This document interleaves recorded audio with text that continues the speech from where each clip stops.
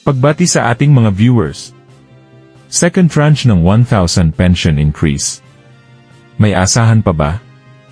Para sa mga patuloy na nag-aabang ng dagdag na 1,000 sa SSS pension.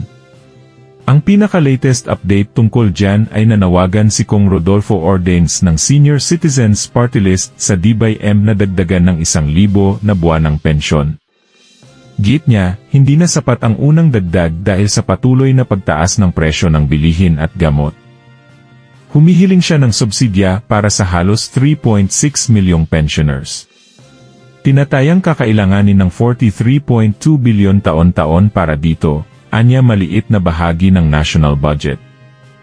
Ngunit sa ngayon, wala pa pong aksyon o pahayag ang SSS ukol dito. Kaya po wala pa ring second tranche na 1,000 increase. Paalala, iwasan ang pagkalat at paniniwala sa mga fake news online. Maging mapanuri at hintayin ang opisyal na anunsyo mula sa SSS. Tayo naman ay tumutulong lang upang maipalaganap ang katotohanan laban sa mga kumakalat na fake news. Muli, ito ang Senyor Balita naghahatid sa inyo ng makabuluhang balita at totoong impormasyon.